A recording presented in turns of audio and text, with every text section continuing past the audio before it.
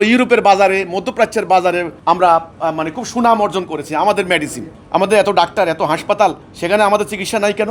দেশের প্রতিটা নাগরিক তার চিকিৎসা পাওয়ার হকদার, এটা অধিকার, এটা মানবাধিকার, এটা হিউম্যান রাইটসের অন্তর্ভুক্ত। এটার জন্য সরকারের বাজেট, হাজার হাজার কোটি টাকার বাজেট করা হয়, সরকারি হাসপাতাল দেওয়া হয়, ডাক্তার বানানো হয়।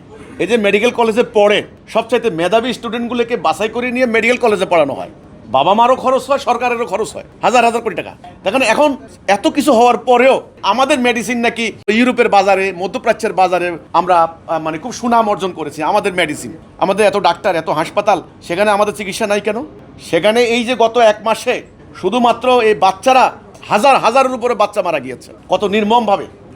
শুধু হামে মারা গিয়েছে, বলা হচ্ছে হামের টিকা নাকি বিগত সরকার, এটা প্রচারণা, আমি জানি না আসলে 3 বছর নাকি টিকা আনে নাই কেন, ওয়াই?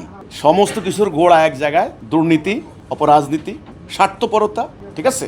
এই হচ্ছে ব্যাপারটা। এই বর্তমান ভুল ব্যবস্থা, ভুল সিস্টেম, আপনি কোনটা ধরবেন? সমগ্র শরীরে যদি রোগাক্রান্ত হয় কোনটা ঠিক করবেন? আপনার স্বাস্থ্যক্ষেত্র বিশাল একটা সিন্ডিকেট চলছে এখানে। আপনি সরকারি হাসপাতালে যান, আপনি কোথাও যাবেন, দপ্তরে যান, আপনি স্বাস্থ্য মানে অধিদপ্তরে যান, সেখানে যান আরেক সিন্ডিকেট। তো কাজে এই ওষুধে ভেজাল, ফর্মুলায় ভেজাল, আপনার হলো বাজেটের দুর্নীতি, তো সমস্ত কিছু মিলিয়ে একটা ভয়াবহ, একটা বিপর্যয়কর অবস্থা।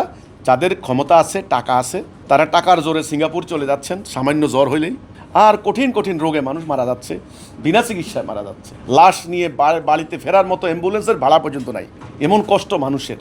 এই চিকিৎসা ক্ষেত্রে যদি সত্যিকার অর্থে মানুষের অধিকার দিতে হয়, তাহলে আমি বলবো আমাদের তৌহিদ ভিত্তিক রাষ্ট্র ব্যবস্থা, আমরা বলেছি যে বিদ্যমান যে কাঠামো আছে, ব্যবস্থা আছে, এটা টোটাল একটা পরিবর্তন করতে হবে, একটা চেঞ্জ করতে হবে।